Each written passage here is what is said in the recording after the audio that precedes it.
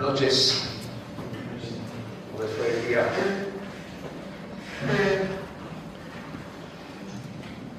¿Estamos cansados? Quizás un domingo un poco más activo que a veces, pero creo que todos hemos pasado bien. Y otra vez, muchas gracias por recibirnos, darnos la bienvenida, para pasar estos días con ustedes. Ha sido una bendición y estamos agradecidos. Volvemos hoy al libro de los Salmos. Y si encuentran el libro de los Salmos, podemos comenzar ahí.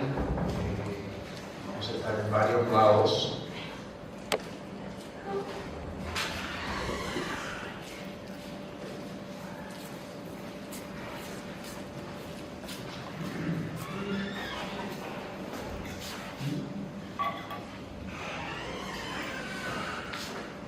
El libro de los Salmos es para nosotros, es nuestro, son útiles para usar en nuestra alabanza.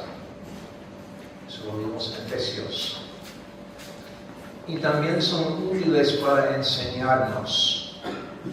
Es decir, el libro de los Salmos, y a los más jóvenes sabemos dónde está el libro de los Salmos, ¿no?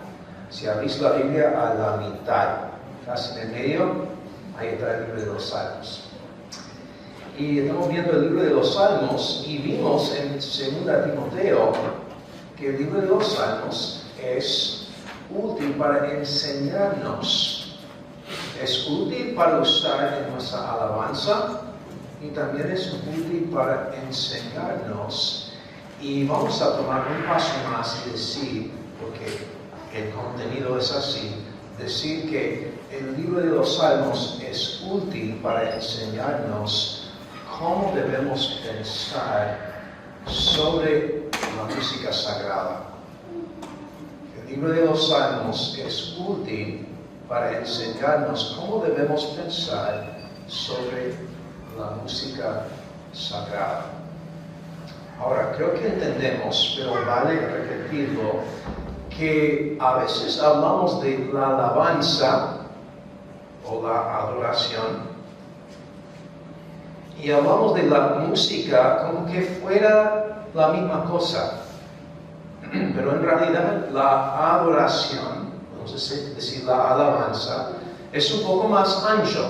Hay otras cosas que hacemos en la reunión, el día del Señor, que es parte de nuestra adoración. Así que decir la adoración no es igual a hablar de la música, pero sí la música sagrada es una parte importante de lo que es la adoración. Vimos que los salmos nos llevan a una respuesta de adoración y parte de esa adoración es la música, específicamente la música sagrada.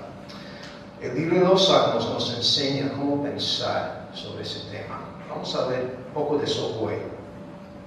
Y quisiera ver qué nos enseña.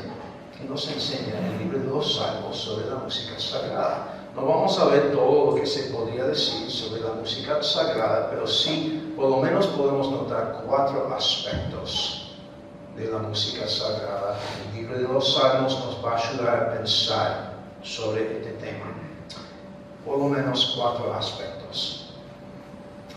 Y estas observaciones, como dije, no van a ser completas, habría más que decir sobre la música sagrada, pero van a ser como un tipo de punto de partida. Y podemos notar que si no tenemos un buen punto de partida, específicamente en este tema de la música de adoración, la música sagrada, si no tenemos un buen punto de partida, entonces cuando llegamos a esas cuestiones más complicadas, quizás detalladas, que surgen, no tenemos mucha chance, mucha posibilidad de contestar bien esas preguntas si ya arrancamos mal. Así que el punto de partida es muy importante, aunque parezca básico. El punto de partida es importante.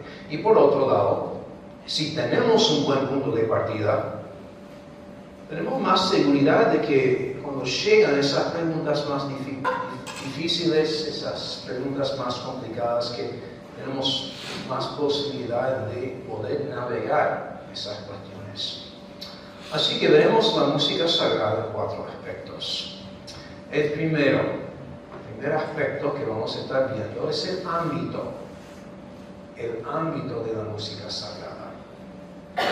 Pero creo que hay necesidad de, antes de seguir adelante con este primer aspecto, definir un poco de lo que queremos decir con esa palabra sagrada. ¿De qué estamos hablando cuando hablamos de la música sagrada en contraste con otra música? Y creo que nos ayuda si comenzamos pensando en la vida entera, y si comenzamos medio borrando esa distinción de sagrada o no. ¿A qué voy? La Biblia nos enseña, no solo el Nuevo Testamento, también el Antiguo Testamento, pero el Nuevo Testamento nos enseña que toda la vida es nuestro servicio para el Señor. Y en realidad desde Génesis, lo hemos visto, quizás notaron en el Salmo 8 hoy, que tiene ecos de Génesis, cuando Dios nos hizo varón y hembra, hombre y mujer, en la imagen de Dios. Lo hizo y nos dio cierto dominio sobre la creación. En Salmo 8 aparecen términos de bueyes y corderos o animales, las cosas creadas. Pero pensando generalmente, Dios nos dio a nosotros, los seres humanos, dominio sobre su creación. Y podemos pensar no solo en domar un caballo, que eso sería parte, o ir a pescar, eso sería parte, pero pensar en todo el campo de lo que es el conocimiento humano, las ciencias, la arquitectura, todo lo que es aprender, todo lo que es incluso la misma música, todo lo que es la vida en este planeta. Dios nos dio toda esa vida para ser mayordomos de ella. Y cuando llegamos al Nuevo Testamento, vemos que aún a los esclavos, Pablo dice que están sirviendo no meramente a amos inconversos, quizás a veces injustos y hasta crueles. No, están sirviendo al Señor Cristo. Y todo lo que aún un esclavo en aquel primer siglo hacía para un amo terrenal, lo estaba haciendo para Cristo. Así que en primer lugar, si estamos pensando en qué es la música sagrada en contraste con otra música, podemos por un momento borrar esa distinción y decir que toda la vida es sagrada, en un sentido. Todo lo que hacemos, quizás diría, no soy predicador y nunca voy a ser predicador, voy a ser siempre una maestra. Lo que Dios me dio, excelente. Albañil, lo que sea. Dios me dio ese trabajo es tu servicio, no solo para un amo, no solo para un sueldo, no solo para tu familia, sino para Dios. Toda la vida, Romanos 12, es nuestro sacrificio. Somos el sacrificio, donde sea que estemos. Ok, entonces, pensando un poco en la música, existe en un sentido esta realidad de que todo lo que hacemos, incluyendo nuestra música, es para el Señor. ¿Bien? Pero después de haber borrado esa distinción, vale la pena y es necesario volver a hablar del hecho de que si bien toda la vida es de Dios, toda la vida es nuestro servicio para Dios, hay momentos, hay cosas apartadas y especiales. Hoy es el primer día de la semana. Los 7 días son del Señor. Pero hay un día del Señor que de alguna manera es apartado para Él. Todas nuestras comidas, todas nuestras cenas son del Señor, comemos para su gloria. Pero hay una cena especial para el Señor. Así que reconocemos que por un lado todo lo que hacemos, incluso toda la música que no estamos hablando de música mundana, eso sería otro tema, pero en la voluntad de Dios todo lo que hacemos, incluyendo nuestra música, es nuestra adoración. Pero después nos damos cuenta de que existe otra categoría. Dios ha apartado ciertas cosas de manera especial para sí. Día del Señor, cena del Señor, y existe la adoración dedicada. Esos momentos como iglesia, por ejemplo, donde estamos no solo viviendo para el Señor, sino adorando de manera específicamente al Señor. Así que cuando hablamos de la música sagrada, estamos hablando de esa música. La Biblia habla de otros tipos de música, habla de música secular, pero la mayoría de las referencias de la Biblia, especialmente los salmos, es a la música que llamaríamos la música secular. Así que estamos enfocados en ese aspecto de la música, esa música que es dedicada específicamente a la adoración del Señor. Así que el ámbito de ese tipo de música, ¿a qué me refiero? Bueno, primeramente podemos decir que los salmos, el libro de los salmos, nos enseña cómo pensar sobre la música sagrada en este ámbito, y podemos explicar a qué me refiero diciendo que la música sagrada de los salmos aparece en ámbitos públicos y congregacionales. Y pensamos cómo es la música sagrada en los salmos. Vamos a notar que en muchos casos, sino la mayoría de los casos, estamos viendo la música sagrada en un ámbito público y congregacional. Vamos, por ejemplo, al Salmo 135. Salmo 135. Cuando pensamos en la música sagrada, ¿cómo debemos pensar? Estamos notando que muchas veces, sino la mayoría de las veces, la música sagrada en el libro de los Salmos es música pública, música congregacional. Salmo 135 es simplemente un ejemplo. Comienza con esa palabra que aprendimos, aleluya. Alaben a Jehová. Alabad el nombre de Jehová. Alabadle, siervos de Jehová. Los que estáis en la casa de Jehová, en los atrios de la casa de nuestro Dios. Alabad a Jah, porque Él es bueno. Podemos comenzar notando que esa primera palabra, alabad, es una exhortación dirigida a más que una persona.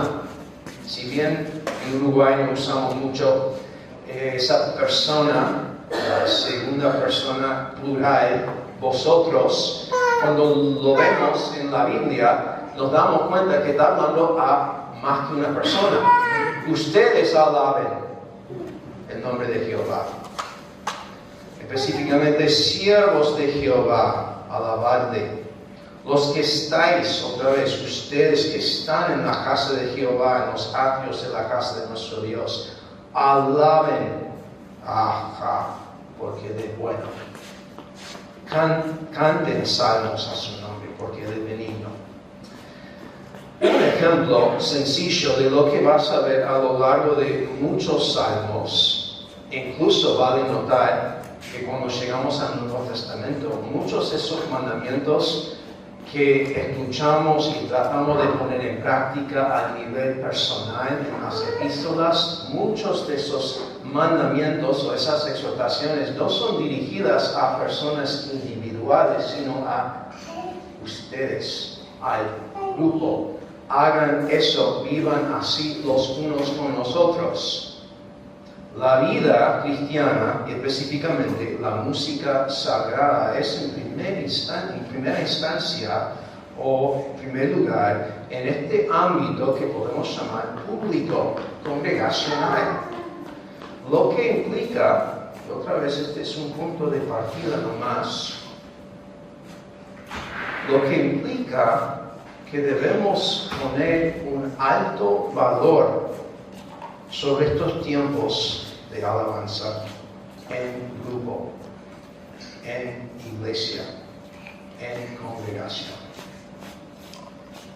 Al pensar en los deberes de la membresía, lo que están hablando, ¿qué es mi parte en esta iglesia?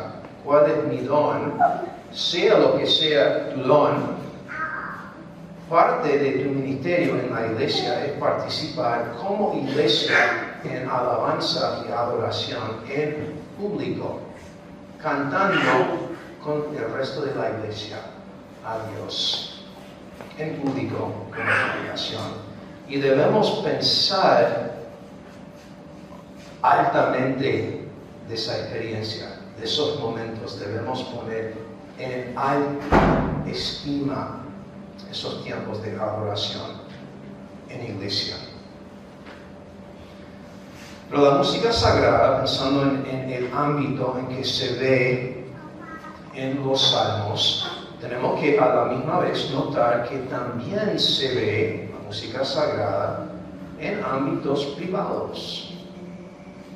Que si bien valoramos y hacemos hincapié en la música sagrada en grupo, en iglesia, tenemos que a la misma vez notar que en los salmos vemos también experiencias musicales personales, en privado. Noten, por ejemplo, simplemente el tono personal de muchos salmos. Salmo 3, por ejemplo. Fuimos Salmo 1, Salmo 2, y seguimos Salmo 3. El título en sí nota un momento específico en la vida de David, una persona. Así que David, después de haber experimentado, y quizás en el mismo momento está orando, palabras que salen de un momento personal a Jehová.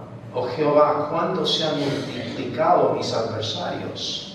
Muchos son los que se levantan contra mí. Muchos son los que dicen de mí, no hay para él salvación en Dios. Y si bien toda la congregación podríamos usar esas mismas palabras juntos, en adoración, en grupo, tiene un tono muy personal. David está hablando y está usando esos pronombres mi, yo, mi experiencia, hablando directamente y personalmente con Dios.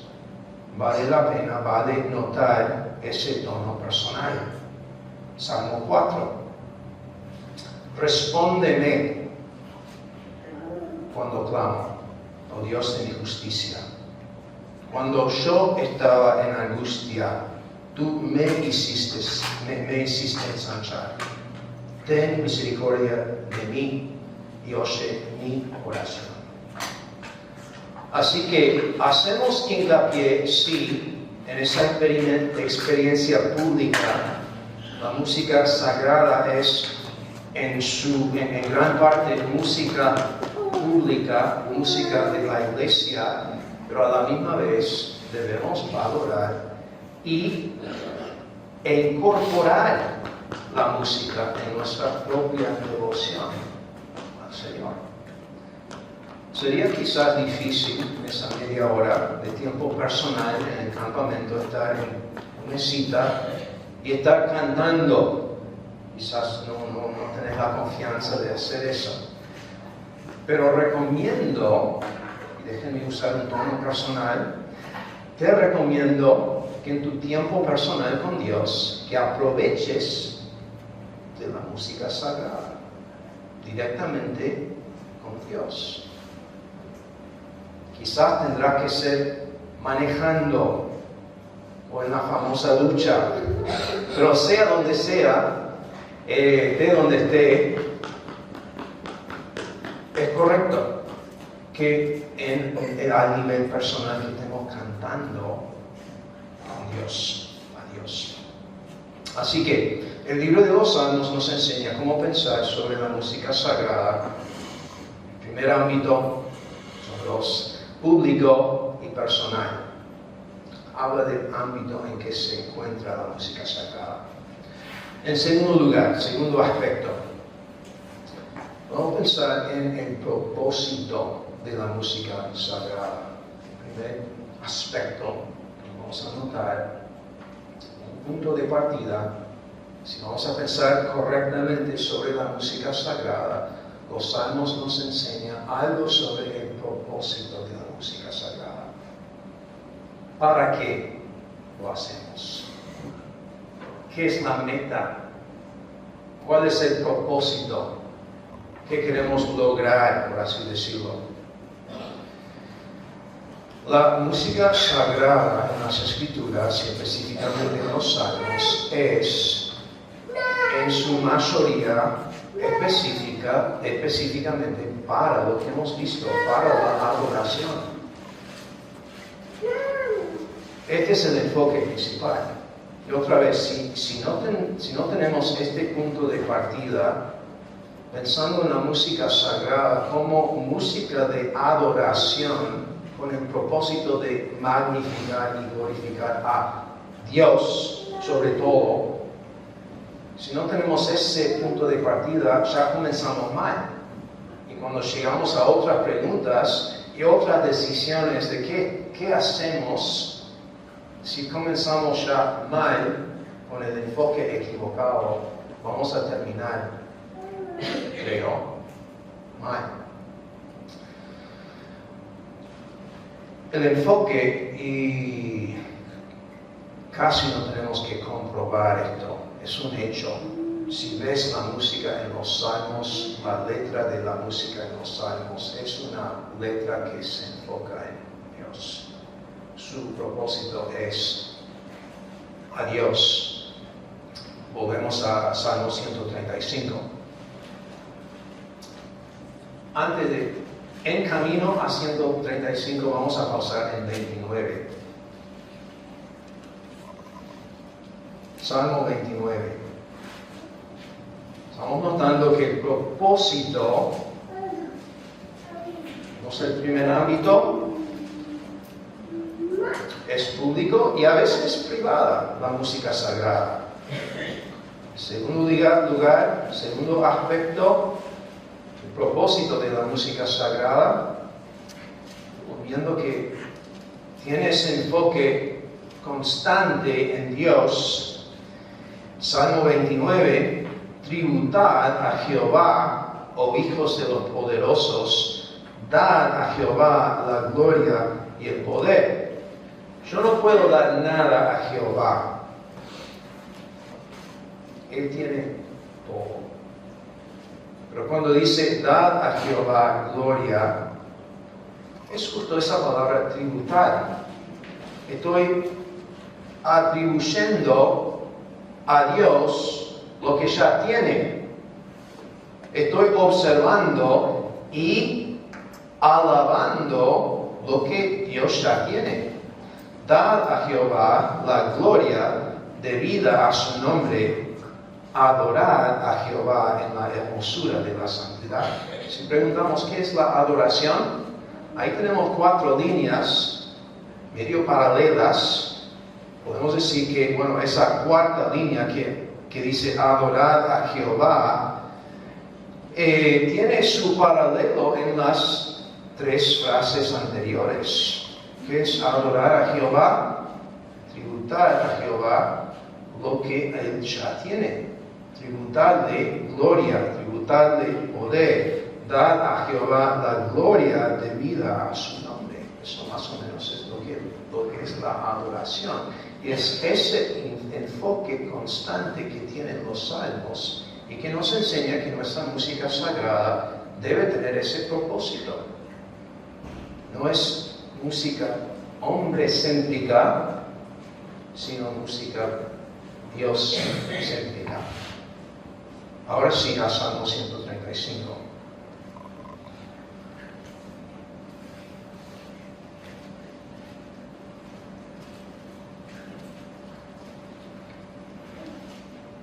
¿En qué nos estamos enfocando cuando cantamos, cuando adoramos a Dios? Bueno, voy a comenzar el versículo 1 y leer hasta el versículo 5.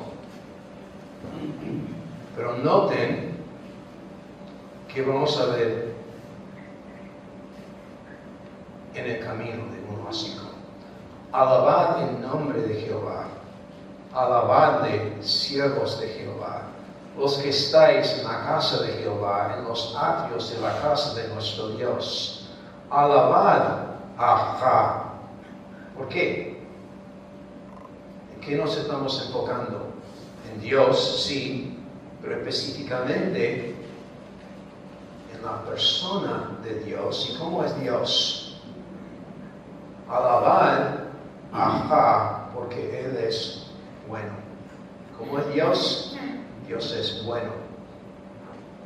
Cantad salmos a su nombre porque Él es benigno. Dios es bueno, benigno. Porque Jah ha escogido a Jacob para sí, a Israel por posesión suya. Porque yo sé que Jehová es ¿qué? Grande. ¿Cómo es Dios en su persona? Es bueno y es grande. Estamos enfocados en Dios que es bueno y es grande, la persona de Dios. ¿Qué de las obras de Dios? Vimos, ¿no? Esas dos categorías, la persona de Dios, las obras de Dios. Esas categorías las vimos en Salmo 150, que están de vuelta a Salmo 135. Dios es bueno, Dios es grande, la persona de Dios, pero ¿cómo son las obras de Dios? Bueno, aquí nota una, por lo menos, lo que leímos, versículo 4, Jah ha escogido a Jacob para sí, a Israel por posesión suya, y podríamos agregar muchas más obras de Dios a esta lista. Y el punto es que la música sagrada en los salmos está enfocada en Dios, en su persona y en sus obras. Así que el segundo aspecto de la música sagrada de los salmos es su propósito. ¿Cuál es el propósito de la música sagrada? Magnificar a Dios. Exaltarle a Dios. ¿Puede haber otros propósitos de la música sagrada? Puede haber. Pero son subordinados a ese último propósito de adorarle a Dios y magnificarle a Él. ¿Cuáles son algunos otros propósitos de la música sagrada? Bueno, podemos ver, si nos limitamos a los salmos por un momento, en Salmo 105, creo que podemos ver otro propósito que puede tener la música sagrada.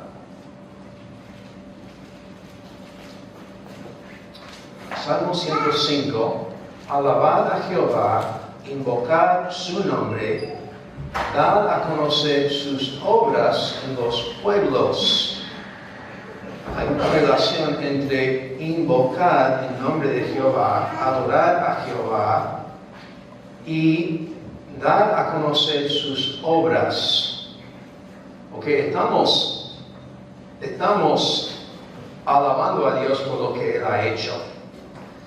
Pero en el proceso de hacerlo, hay algo que está pasando.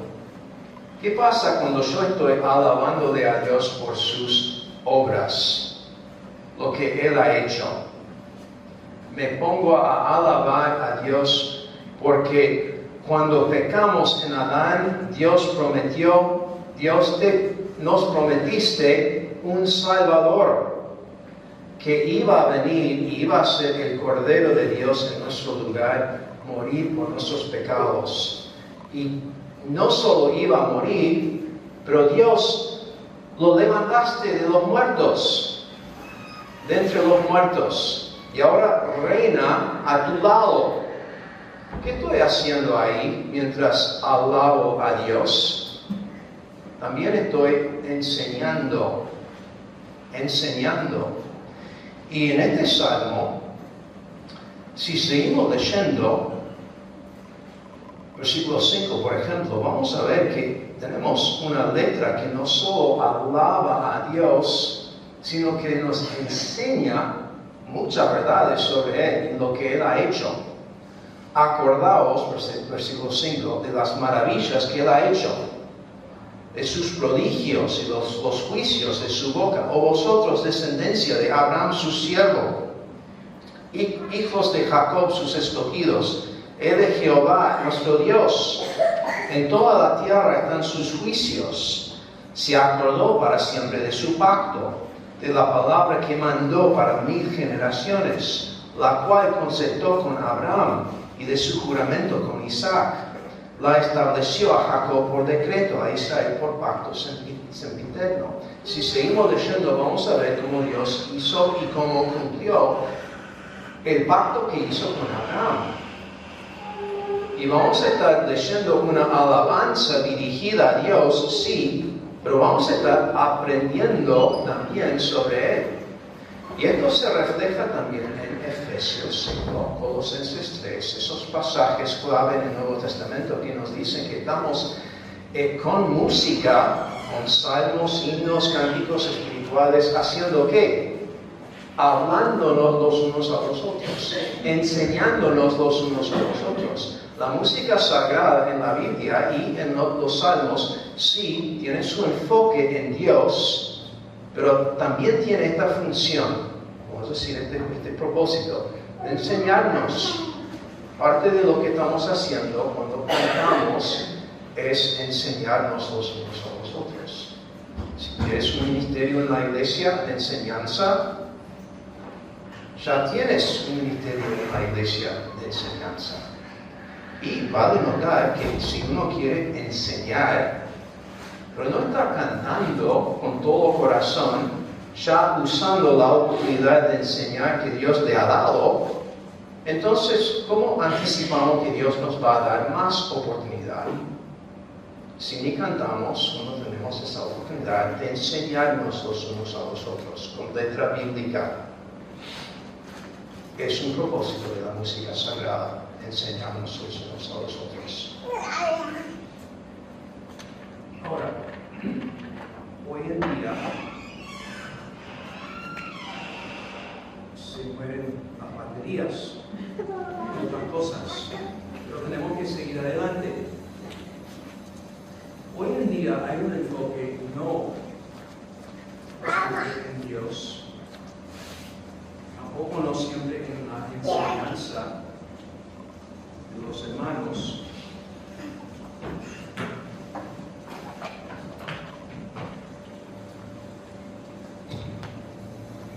sino en el hombre. Y si no tenemos cuidado, podemos ir a un extremo y decir que realmente no tenemos que pensar en los inconversos en nuestra música sagrada.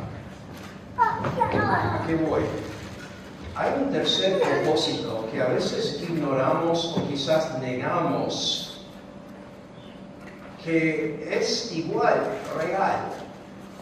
Y es esta posibilidad de que nuestra música sagrada tenga un efecto evangelístico. Podemos volver a Salmo 2 y notar, y otra vez, estos otros propósitos son subordinados al principal, que es adorar a Dios. Ese es el propósito de la música sagrada. Pero también tiene ese propósito de enseñarnos los unos a los otros. Y tenemos que agregar, si vamos a ser correctos, que si bien no es el enfoque de la música sagrada, hay momentos cuando vemos la música funcionando para evangelizar. Salmo 2 es un ejemplo y hay otros ejemplos. Pero ¿cómo termina este salmo? Este salmo termina en ese último segmento diciendo a los pecadores, los mismos rebeldes que aparecen en los primeros versículos, ahora aparecen y el salmista está diciendo, el Espíritu Santo mismo está diciendo, ahora pues, oh reyes, sean prudentes. No son salvos, no es un ministerio de enseñar a los santos, sino es un ministerio de apelar a los inconversos a que respondan al Mesías. Podemos ir línea por línea y noten lo que está diciendo: sed prudentes, admitir amonestación, servir a Jehová, alegraos con temblor, honrar al Hijo, exhortaciones dirigidas a inconversos para que respondan a Cristo. Así que estamos bien si notamos que el propósito de la música sagrada no es hombre-céntrico, no es para tampoco atraer a los inconversos, pero sí está bien notar que la música sagrada puede tener esa función de apelar a los inconversos que están entre nosotros. Nuestros hijos, si no visitas, precisan ese ministerio también. Y podemos, en cierta forma, evangelizar en nuestra música sagrada. Bien. Vimos el ámbito, vimos el propósito, tercer aspecto, rapidito. Y este tercer aspecto solo lo tenemos que mencionar, porque va muy ligado con lo que ya vimos. Pero este tercer aspecto podemos llamarlo el público. ¿Quién es el público de nuestra música sagrada? Aquellos que son entrenadores, ¿lo dije bien? Entrenadores. Aquellos que entretienen, tienen que pensar mucho en su público. ¿Cuál es el público de nuestra música sagrada? Bueno, el público corresponde a los tres propósitos que vimos. Principalmente y finalmente, el público, por así decirlo, es una persona, es Dios. Y lo que importa es lo que Él piensa. Después sí, podemos notar que sí, estamos cantando los unos a los otros. La música sagrada tiene ese ministerio y a veces nos encontramos también apelando a los inconversos a que respondan. Pero principalmente la música sagrada. Hay que tener este punto de partida que es evidente a lo largo de los salmos. El público y el propósito es magnificar a una persona y es no el hombre, sino Dios. Cuarto aspecto, y así terminamos. ¿Cuáles son los requisitos de la música sagrada? Los requisitos. Según los salmos, ¿qué es necesario cantar a Dios? Veremos que todo el universo, en efecto, debe adorar a Dios. Toda carne, todas las naciones, no solo Israel, no solo los levitas, no solo los siervos de Jehová, no solo el pueblo de Dios, sino todo lo que respira, termina diciendo Salmos, debe adorar a Dios. Pero ¿qué requiere Dios para aquellos que se acercan a Él? Salmo 15 nos enseña lo que se requiere. Y ya adelanto que no logramos los requisitos. Salmo 15, Jehová, ¿quién habitará en tu tabernáculo? ¿Quién morará en tu monte santo? La respuesta: el que anda en integridad y hace justicia y habla verdad en su corazón. el que no calumnia con su lengua, ni hace mal a su prójimo, ni admite reproche alguno contra su vecino. Aquel a cuyos ojos el vil es menospreciado, pero honra el que teme a Jehová. El que aun jurando el daño suyo, no por eso cambia. Quien su dinero no dio a usura, y contra el inocente admitió cohecho. El que hace estas cosas no respaldará jamás.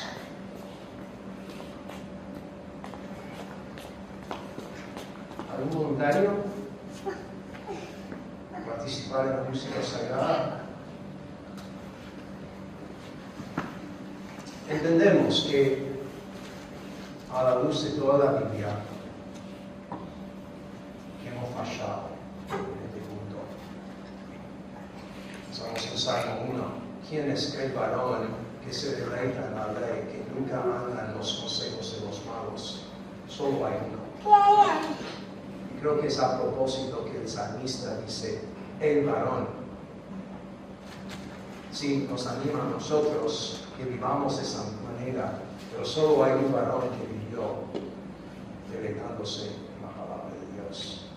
Y solo hay una persona que tiene las cualidades y que es digno de habitar en el tabernáculo de Jehová y morar en su monte santo, y es el hombre Señor Jesús, el Dios hombre.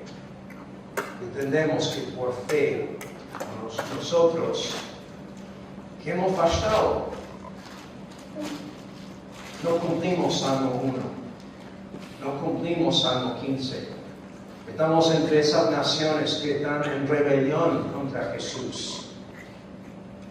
Nos damos cuenta que cuando reconocemos esa realidad y descansamos en lo que Jesús sí hizo, que Dios acredita esa justicia en nuestra vida. Y podemos en Cristo acercarnos y decir, bueno, no puedo, Salmo 15, no tengo derecho de acercarme a Dios, no tengo derecho en mi propio ser de cantar y participar en música sagrada, pero en Cristo sí.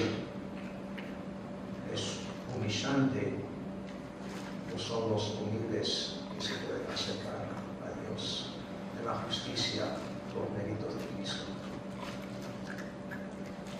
¿Cuáles son los requisitos para la música sagrada? No podemos decir la justicia de Cristo. Pero habiendo notado eso, también tiene una aplicación a la vida diaria. ¿Quiénes son aquellos cristianos que deben participar en la música sagrada? Bueno, todo creyente debe participar. Es interesante cuando volvemos al Nuevo Testamento que estas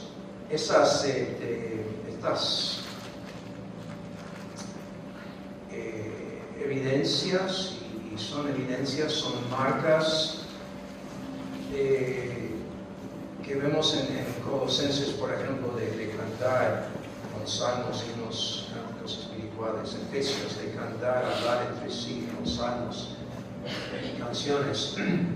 Ese cantar es parte sale de, es evidencia de ser lleno del Espíritu Santo. Lo que Dios quiere de nosotros que participamos en la música sagrada, sea como parte de la congregación o sea un líder en la alabanza, es ser lleno del Espíritu Santo. Ser lleno del Espíritu Santo.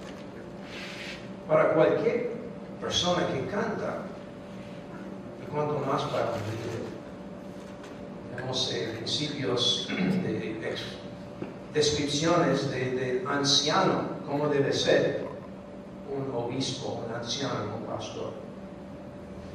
Bueno, esos requisitos, esas descripciones de un pastor, no son específicamente, no están ahí específicamente para evaluar el que lidera en la adoración, pero ahí hay un principio.